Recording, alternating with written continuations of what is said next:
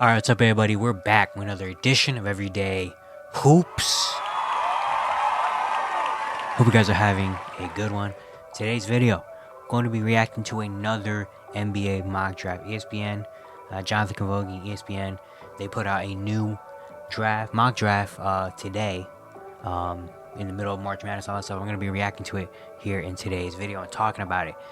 So that's what we're going to do today. Thank you guys for the views on the videos and the shorts recently. I really appreciate it. If you enjoyed the content around here, consider subscribing, like, turn notifications, do all stuff like that. I really appreciate it. Really upset a lot. Join the membership. If you want an explanation about the membership, there's a video on my channel about it. Link to my Twitter, TikTok, just stuff like that in the description down below. And don't waste any more of your time. Let's get right into it. Before we get into it, I just want to explain how this is going to work real quick. So the mock draft is on ESPN Plus, which you have to pay for. And I don't like paying for stuff and spending my money. So what I did was I went on Reddit, shout out to Reddit, and I found where the mock draft is. So someone put the mock draft on Reddit, and because I don't want to show Reddit and all that stuff, I went to fanspo.com where you can create your own mock draft, and basically I'm going to recreate the mock draft in fanspo.com, and I'm going to talk about how I feel about it. That's how we're going to do it. All right, so no confusion, all this. So this is my mock draft. This is their mock draft. I'm just going to put it into Fanspo, to talk about it and show. All right, so that's how we're going to do it, to clarify confusion and stuff like that. All right, let's get really into it now. All right, here we are on Fanspo. Here is what the draft is going to be. Here was their mock draft. We're going to get right into it and start off with the first pick in the draft. He had the Detroit Pistons selecting Zachary Versace from the EuroLeague from overseas France. I think it's France and Borg.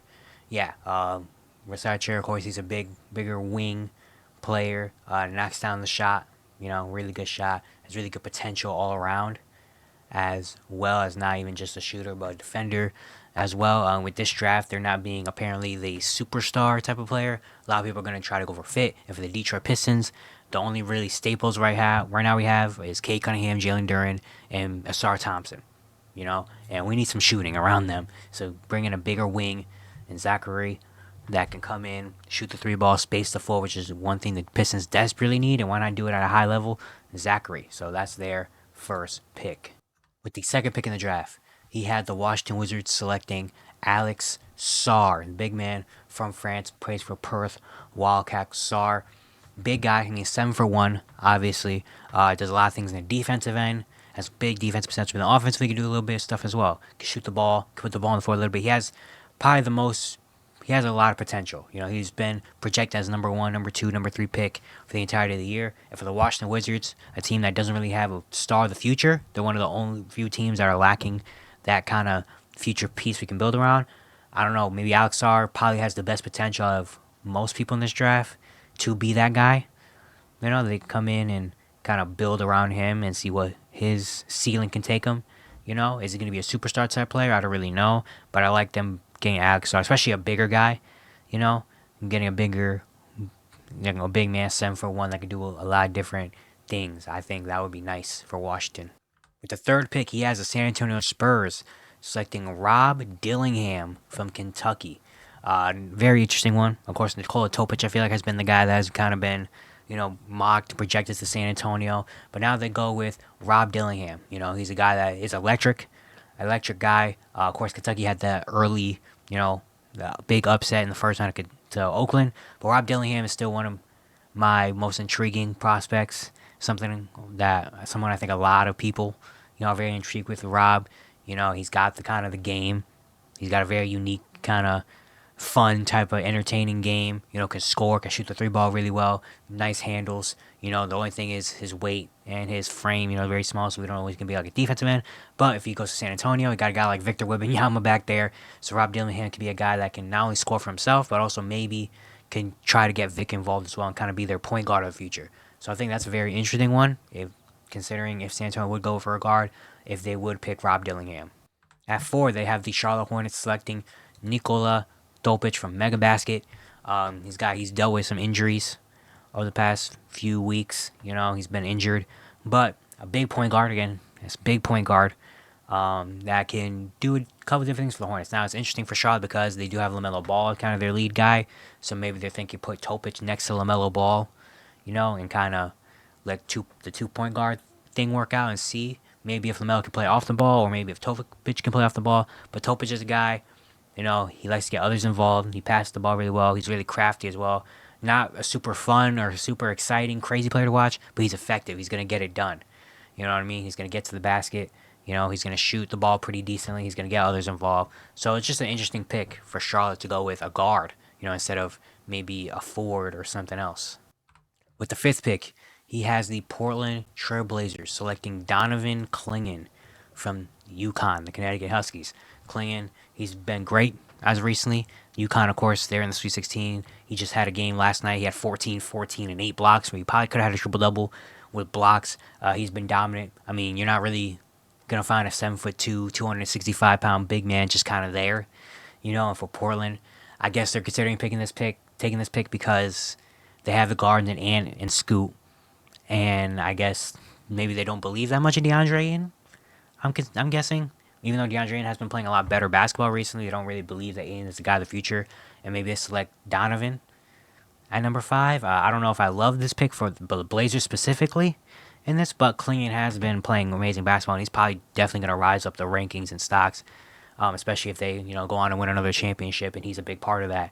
But it's just a very interesting thing for Portland for me.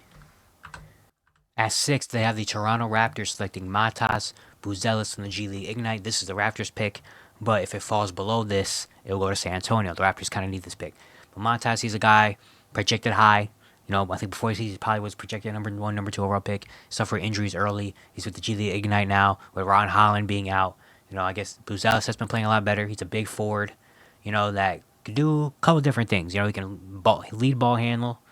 He can get to the rim and score. The shooting ability side, the defense ability side. I like this for Toronto if they do pick up a guy like Matas Buzelis. A long, rangy, kind of forward that also can score. Can lead ball and can do a lot of different things. I feel like that's kind of like a Raptor type of player. So I would like this. I think this is a very solid pick if the Raptors do make this selection. With the 7th pick, they have the Memphis Grizzlies selecting Reed Sheppard from Kentucky. Sheppard did not have a great NCAA tournament game against Oakland.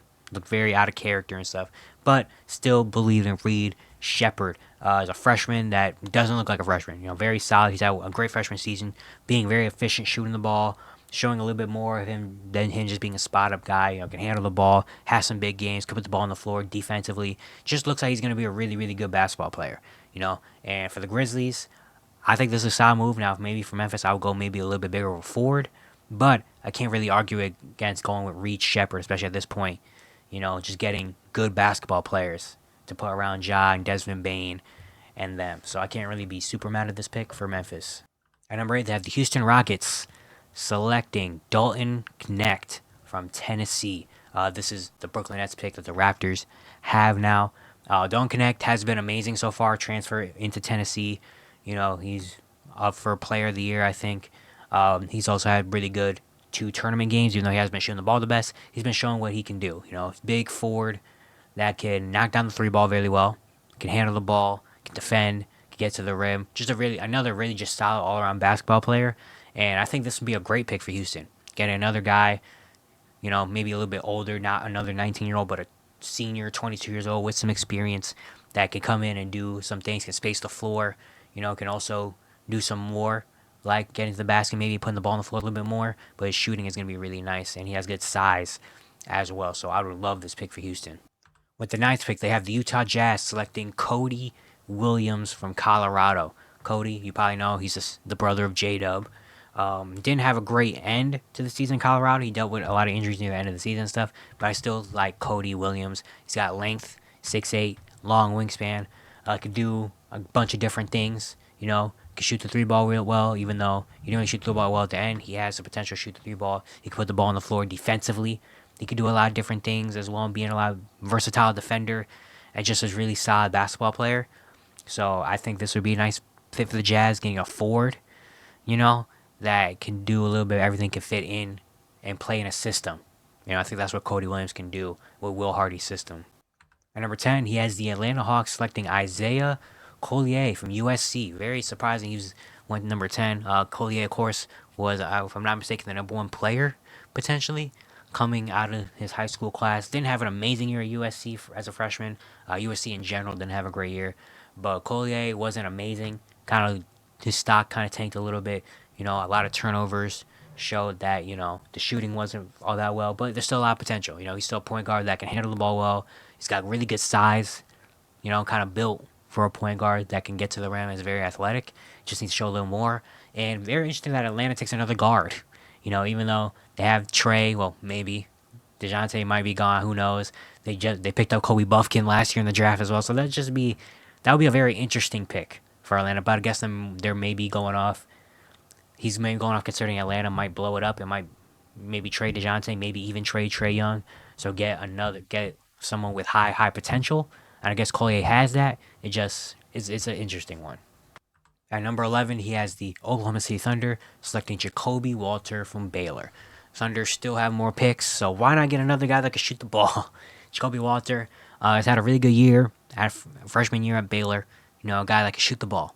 He's a really good shooter. He's also got good size for him being guard, so maybe he can get to the rim and put more pressure on the rim and stuff like that. But he's someone that's not going to be shy about shooting that ball.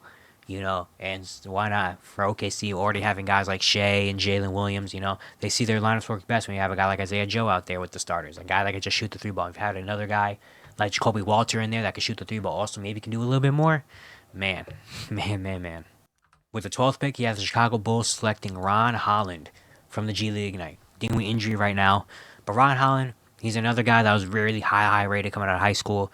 G League Ignite, the team didn't do well, but Holland did solid. He did all right. Very athletic, energy type of wing. Just thinking about, I don't mind this for Chicago, especially at this point if they end up with the 12th pick. Just getting kind of talent at this point with the Bulls. We don't know what they're going to be. Just getting kind of talent and getting just kind of like high, somewhat a high ceiling. And I think Ron Holland can be that with his athleticism, his tools he has on both ends as well. Definitely needs to get better in terms of shooting and ball handling, stuff like that. But I think at the very least, he's got good defensive maybe instincts. He's got athleticism. He could be a high energy guy for the Bulls. With the 13th pick, he has the Portland Trailblazers selecting, I don't know how to say this, Tijan Salon from Cholet. Another big shooter, but maybe could be a little more for Portland. I like this pick a lot better than the Clean pick for the number 13th. I like it. They have Jeremy Grant, who probably won't be on the team for that much longer. They don't really have any young forwards besides Shaden Sharp. If Shaden Sharp can come back and healthy, you can have Salon, who can be a guy you can slide in at the 4 with his size. He can shoot the ball, but he's not afraid to shoot the ball, but also he can be a really good basketball player in terms of, cutting, doing all the little things like that. Doesn't really need the ball in his hands a whole lot. And with already having guys like Scoot Henderson, Anthony Simons, and Shaden Sharp that need their touches, I think a guy like TS, I'll call him TS, would be nice.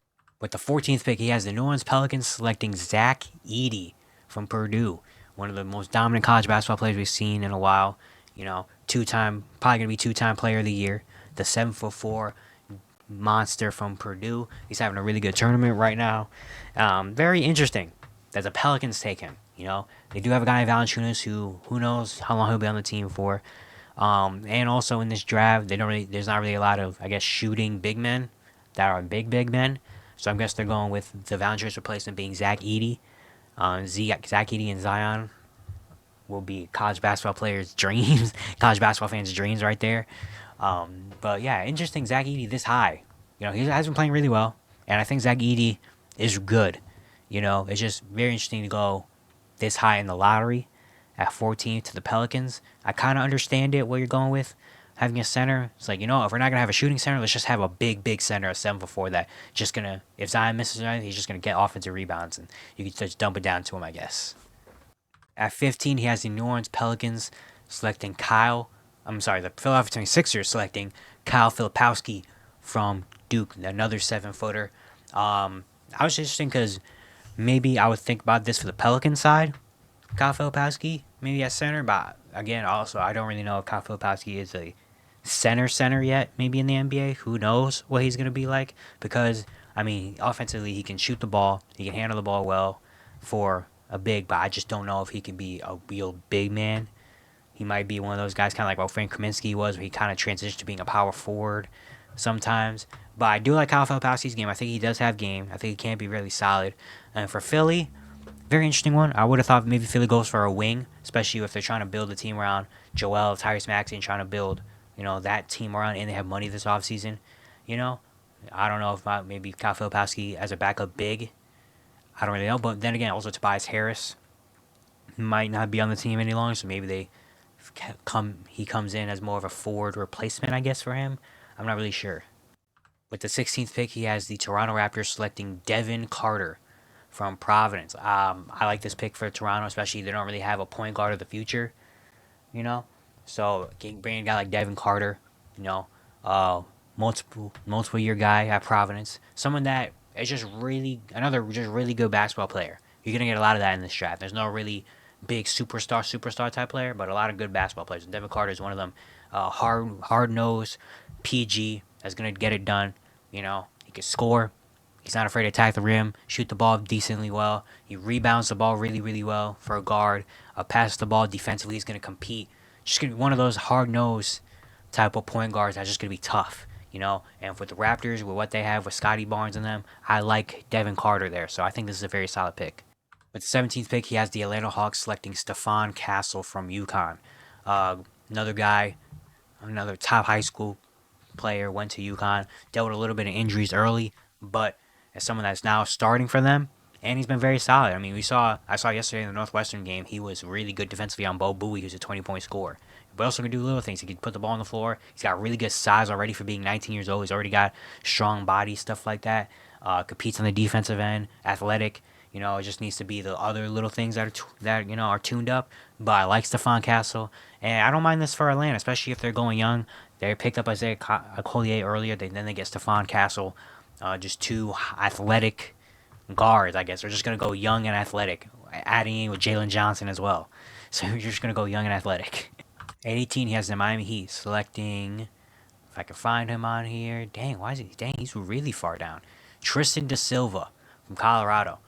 Very surprised they have him at 39. I don't know what that's about. But Tristan Da Silva had a really good end to the year in Colorado. I like Tristan Da Silva. I think he's a guy that won't be surprised if he does shoot up draft boards because last month or so he's been around the end of the first round ish. But I won't be surprised if when draft day comes, stuff like that, he kind of jumps up a little bit because he's a forward that I feel like a lot of people will want. Experienced forward, 22 years old senior that could do a couple different things. He's a really good basketball player around. He can shoot the three ball well. He can attack well. Defensively, he's going to compete. And I like this for the Miami Heat. I think this would be a really good Miami Heat pick. Especially getting Jaime last year. You get Tristan Da Silva, another guy that can space the floor for them, but also it's just like a hard-working type of Miami Heat type of player. I can see Tristan Da Silva in a Miami Heat jersey, With the 19th pick, he has the Phoenix Suns selecting Jared McCain from Duke. Jared McCain has been on fire recently, especially the first two NCAA tournament games. Yesterday against James Madison, he had 30. He hit 8 threes. He's a shooter. And with the Phoenix Suns, with them having the monster big three and not going to be able to have a lot of money to spend on going to get other big names, building through the draft is a very important thing, and I like this pick for the Suns getting Jared McCain, even though they do have Grayson Allen. I can't remember off the top of my head what Grayson Allen's contract is like, but if Grayson Allen is up for a contract, he probably is going to get paid by someone else because he's having an insane season. Jared McCain, I like him in there. He's a guy that can shoot the three ball really well. He's also shown that he can handle the ball a little bit. He's going to compete on the defensive end too. I like this for Phoenix getting someone that's you can just plug in and play. You don't need the biggest name or the biggest anything like that. You just need someone that's going to come in and fit in next to Kevin Durant, Devin Booker, and Bradley Beal, and Jeremy McCain can do that. At 20, he has the New York Knicks selecting Wes Missy from Baylor. Freshman, big center, that is going to be a monster down low. He's going to rebound the ball. He's going to block shots, do all that stuff. With the Knicks having Mitch Robinson injuries, they might not be able to keep Isaiah Hartenstein because he's having such a great year. They did pick up Preston Achua, but now you bring in Wes Messy, another young, big center, that doesn't really need to come in right away and be the starter, because you still have Mitch Robinson coming back, even if, I don't know, maybe they trade Mitch Robinson, who knows. But get another center that's going to come in, he's going to work hard, going to defend, going to be a monster down low. At 21, he has the Orlando Magic selecting Tyler Smith from the G League Ignite. A stretch four. That's what he's going to do. He's going to come in and space the floor at the forward position. Very interesting pick from Orlando as well. I would think maybe they go with more of a wing that can shoot.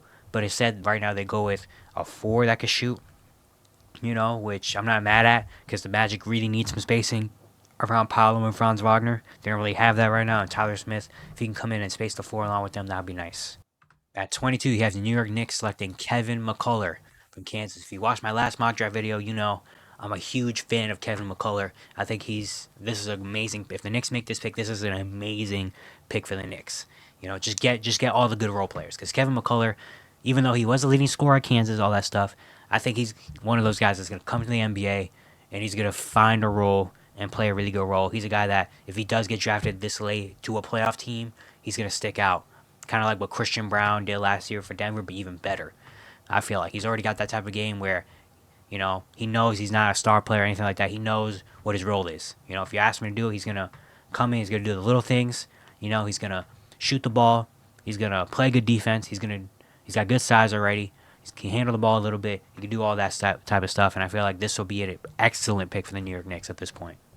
At 23, he has the New Orleans Pelicans selecting Bobby Klintman from the Carnes. Last year he was at Wake Forest, I want to say, and then he went overseas.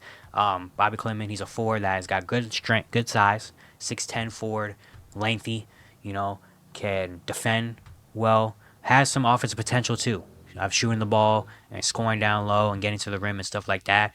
Very interesting pick for the Pelicans too, getting another forward that can come off the bench and do little things, but I like that, especially if they already pick up. I got a big man like Zach Edey in the first round, getting another forward that has some pop potential, because the Pelicans have so many players, and why not just get another guy that maybe in a couple years he can do something for us. With the 24th pick, he has the Cleveland Cavaliers selecting Juan Nunez from Rada Farm Ulm, overseas point guard. He was playing in FIBA last year, and he plays really well as a point guard that can handle the ball well, can score the ball well. He's going to be a very solid player. This is a very interesting pick for the Cavs. We're already having Garland and Mitchell, but I'm guessing maybe they're thinking, because they've seen this year with the injuries that Donovan Mitchell is not there, their offense doesn't look great. Getting another point guard that can come in and kind of calm everybody down and do all that stuff is pretty solid. I think personally for the Cavs, I think maybe another wing would do us justice. But Juan Nunez, I'm not really, can't really argue too much with this pick. With the 25th pick, he has the Washington Wizards selecting Keyshawn George from Miami, a guy that's been shooting up draft boards as of recently, young freshman, good size, can score really well. Even though the numbers don't look that crazy, he's got a lot of potential in handling the ball, scoring, doing all this stuff like that. And at this point with the Washington Wizards, you just need talent. And so why not take a guy that is young and has a lot of potential and talent that we've seen that you can just unlock there. At 26, he has the Milwaukee Bucks selecting Kel'el Ware from Indiana. Very athletic, big man that very athletic, can throw it up to dunk it, can rebound the ball really well. He had a really good end to the season at Indiana. Maybe shows a little bit of shooting once in a while, but with the Bucks, with Brook Lopez getting older, maybe adding getting younger and more athletic big man would be solid. I think maybe for the Bucks they need more wings that can defend. But Kel'el Ware, I'm not really mad at it, especially with Brook Lopez's age and all that stuff, getting younger in that position. With the 27th pick, he has the Minnesota Timberwolves selecting Carlton Bub Carrington from Pittsburgh. Point guard that has been very exciting to watch as a freshman over there at Pitt. Someone that can break down the man, get to the rim. Passing ability is really nice. He's got some talent. He's definitely got some talent for the Minnesota Timberwolves. Having an older point guard in Mike Conley, I guess they're thinking bringing Bub Carrington to kind of be like the young point guard that eventually, if Mike Conley, retires or does that stuff, Carrington could come right in and replace him. With the 28th pick, he has Utah Jazz selecting Johnny Furphy from Kansas. Young Furphy can shoot the ball. That's what he's going to do. He's going to come in and shoot. And for the Jazz, that would be nice, having more shooters around Larry Markkinen and Keontae George and them. So, yeah, he's someone that's, again, we're rising up draft boards as of recently, so why not bring in another shooter? With the 29th pick, he has the Denver Nuggets selecting Tyler Kolek from Marquette. Just came back from injury. He's having a great March Madness run. He's a really, really good, smart basketball player. Point guard, he led the nation in assists this season. Likes getting to the basket, doing all that stuff like that. And I like this for Denver. Another guy that, multiple year college player, kind of like what they did with selecting Christian Brown. Last year they took Jalen Pickett. All that stuff, they're just bringing in multi-year college guys that know their role and know how to play it. And they're going to come in and make some impact. Tyler Coley being a guy that maybe, the Nuggets don't. Reggie Jackson is a little older and stuff, and maybe if they don't keep Reggie Jackson around, guy like Tyler Kolek come in and knows how to facilitate and pass. And with the last pick in the first round, he has the Boston Celtics selecting. Let's see where we can find him. Justin Edwards from Kentucky. He's a guy that was another top high school guy. Went to Kentucky, didn't have a great year at Kentucky though. He's kind of been tanking down draft rankings. He's a forward that has athleticism and can shoot the ball and score. Didn't really show that too much at Kentucky though. With a lot of other guys, he just didn't really stand out. But at this point, when you're the Boston Celtics, why not just take whatever? You could take whatever you want. And taking a guy that, again, was a top high school prospect and has potential, the Celtics can afford to take a boom prospect because in a couple years they might not have guys like Drew Holiday, Derek White, and all this stuff. So why not just get a guy that maybe we can develop and in 2 or 3 years can show up and be a big part of our team? So yeah, that is their draft board from ESPN, the latest one here. Let me know what you think of it down below in the comments section. But yeah, that's going to be it for today. Hope you guys enjoyed. Once again, enjoyed the content around here. Consider subscribing, turn notifications, do also like that. I'd really appreciate it. Really upset a lot. And yeah, I'll see you guys tomorrow.